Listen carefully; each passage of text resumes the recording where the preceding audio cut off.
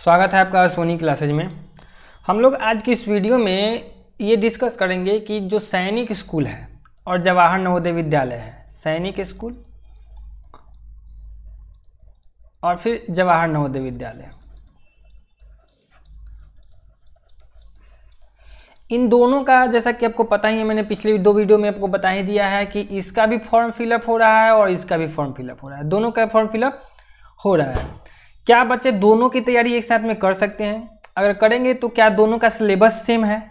ठीक है, इस पर हाँ हम लोग चर्चा कर लेते हैं कि क्या दोनों का तैयारी एक साथ कर सकते हैं या फिर नहीं कर सकते हैं। अगर कर सकते हैं तो दोनों में क्या चीज़ें कॉमन है, क्या सिलेबस कॉमन में है और क्या सिलेबस कॉमन में नहीं है। ठीक है, इसके पैटर्न को समझ लेते हैं ताकि आपको अपना मंजिल जो है क्लियर दिखाई दे कि हमको करना क्या है। आप सभी जानते हैं कि जो सैनिक स्कूल है, सैनिक स्कूल के टेस्ट का नाम है AISSEE। इसका फुल नाम होता है ऑल इंडिया सैनिक स्कूल एंट्रेंस एग्जामिनेशन। ठीक है, ऑल इंडिया सैनिक स्कूल एंट्रेंस एग्जामिनेशन।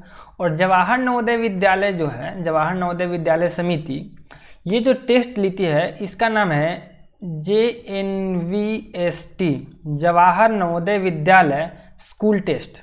ठीक है, जवाहर नवोदय विद्यालय स्कूल टेस्ट, ये दोनों टेस्ट है। ठीक है, इसका भी फॉर्म फिलअप हो रहा है, इसका भी फॉर्म फिलअप हो रहा है। दोनों का अगर सिलेबस का बात करें, ठीक है, तो हम आपको बता ही रखे हैं कि जो सैनिक स्कूल है इसमें आपसे पूछा जाता है मैथ, इसमें आपसे पूछा जाता है जीके में जो आपका होता है साइंस हो जाता है और सोशल स्टडीज हो जाता है, और फिर आपका हो जाता है रीजनिंग, और फिर आपका हो जाता है लैंग्वेज, जिसमें से कि मैथ,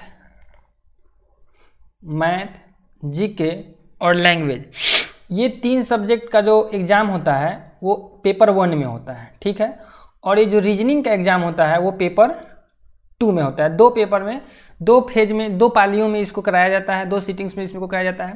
पहले सीटिंग में आपको मैथ, जीके और लैंग्वेज से क्वेश्चन पूछे जाते हैं। ठीक है, लैंग्वेज में वही उसी से ग्रामर से रिलेटेड रहेगा जिसको आपने सिलेक्शन किया। जैसे मान लीजिए कि आपने फॉर्म भरते समय हिंदी सेलेक्ट किया है, ठीक है, तो आपको हिंदी ग्रामर से क्वेश्चन पूछे जाएंगे। ठीक है, और फिर अगर इंग्लिश सेलेक्ट किया है तो आपको इंग्लिश ग्रामर से क्वेश्चन पूछे जाएंगे। अगर आपने हिंदी सेलेक्ट कर रखा है तो आपको क्वेश्चन जो है हिंदी और इंग्लिश दोनों में दिए जाएंगे। ये बात क्लियर है?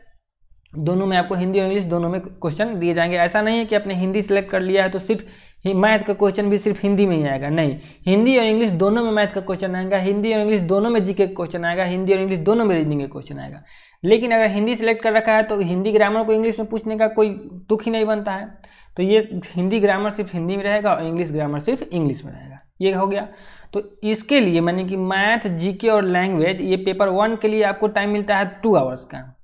ठीक है, और रीजनिंग के लिए आपको टाइम मिलता है 30 मिनट्स का। किसका कितना क्वेश्चन था ये सब हम पिछले वीडियो में ही आपको बता ही दिए थे कि इसका 50 क्वेश्चन होता है, इसका 25 क्वेश्चन होता है, और लैंग्वेज का भी 25 क्वेश्चन होता है, और फिर रीजनिंग का भी कितना क्वेश्चन होता है, 25 क्वेश्चन होता है।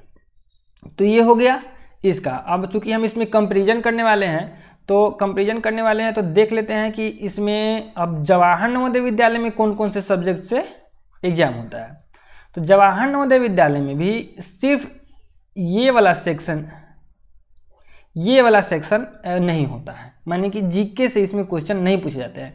जवाहर नवोदय विद्यालय में आपको मैथ से क्वेश्चन पूछे जाएंगे, आपको रीजनिंग से क्वेश्चन पूछे जाएंगे, और आपका लैंग्वेज से क्वेश्चन रहेगा। लैंग्वेज में फिर वही वाला बात है, इंग्लिश सेलेक्ट कर रखा है तो इंग्लिश ग्रामर से क्वेश्चन पूछे जाएंगे, और हिंदी सेलेक्ट कर रखा है तो हिंदी ग्रामर से क्वेश्चन पूछे जाएंगे। अब बात करते हैं कि क्या मैथ का जो पोर्शन है दोनों सेम है, रीजनिंग का पोर्शन है दोनों सेम है, लैंग्वेज का पोर्शन दोनों सेम है।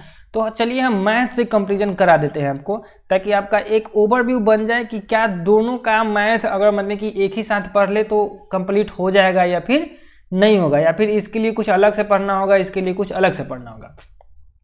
तो देखिए, जैसा कि हम यहाँ पर आपको दिखाते हैं, ये है JNVST जितने भी मेरे वीडियो में लिखा हुआ है उसका समझिए कि अब जवाहर नवोदय विद्यालय से रिलेटेड है वो, और AISSEE लिखा है, समझिए कि वो सैनिक स्कूल के सिलेबस से रिलेटेड है, सलीक स्कूल से रिलेटेड आपका है। देखिए इसमें देखिए नेचुरल नंबर्स, ठीक है, नेचुरल नंबर्स है आपका। तो नेचुरल नंबर्स क्या होते हैं, संख्या पत्ति में आता है, संख्या और संख्या पत्ति में आता है, ठीक है। और उसके बाद में पूर्ण संख्या पर आधारभूत संक्रियाएं, संक्रियाएं कहने का मतलब जोड़ घटाव गुना भाग होल नंबर्स पर, ठीक है। तो ये सारा का सारा किस में आ जाएगा, संख्या पत्ति, ये दोनों एक ही टॉपिक का क्वेश्चन है, ठीक है। भिन्नात्मक संख्याएं, उन पर 4 आधारभूत संख्याएं। तो देखिए इसका कहने का ये मतलब है कि भिन्न संख्या, ये हो गया नंबर सिस्टम, ये हो गया होल नंबर, ये है fraction, number system, whole number and fraction. तो ये सब का सब तो एक ही टॉपिक का क्वेश्चन है, तो ये इसमें आ जाएगा, जो कि नेचुरल नंबर से रिलेटेड इसमें आपको जितना भी होगा इस सब का सब इसमें आ जाएगा। फिर देखिए फ्रैक्शंस हो गया, तो फ्रैक्शन यहाँ भी है और फ्रैक्शन यहाँ भी है, ये देख रहे हैं भिन्नात्मक संख्या है, तो भिन्न को ही फ्रैक्शन कहा जाता है, फ्रैक्शन का हिंदी भिन्न होता है। तो ये टॉपिक भी यहाँ पे मिल गया, ठीक है। अब बात कर लेते हैं, इसमें है एलसीएम एचसीएफ, तो यहाँ भी एलसीएम एचसीएफ है, ठीक है।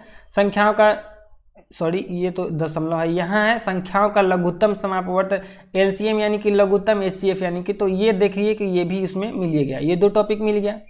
अब बात करते हैं यूनिटरी मेथड के, तो यूनिटरी मेथड में हो जाएगा ये जो आधारभूत संक्रियाएं देख रहे हैं, जोड़ घटाव गुना भाग, ये इसमें आपका कवर हो जाएगा। फिर फ्रैक्शंस मिल ही गया, भिन्नात्मक संख्या, ये भी यहाँ मिल गया।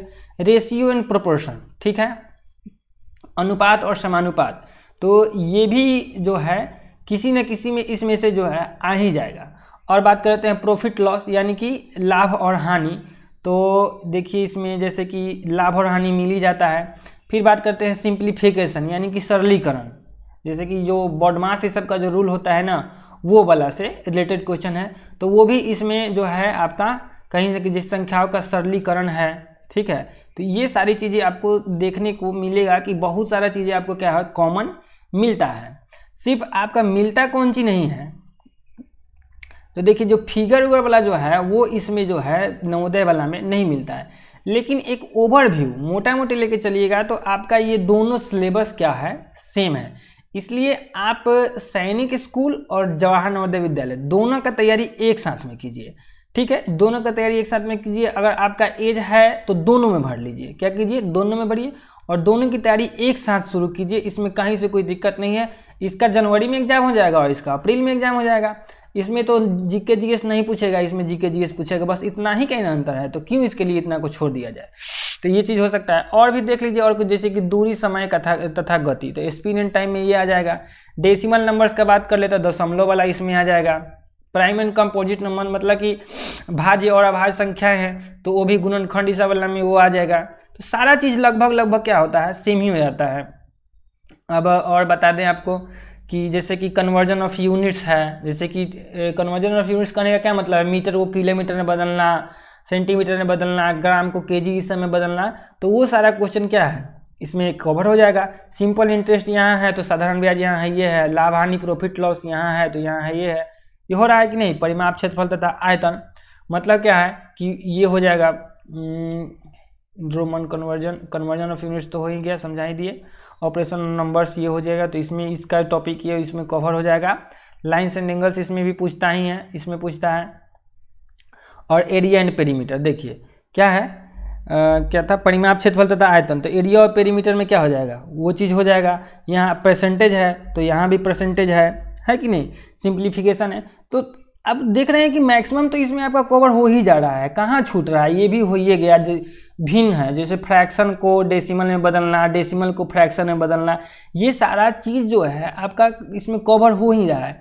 मतलब कि दोनों का क्या है, लगभग सेम ही है, दोनों का लगभग सेम है।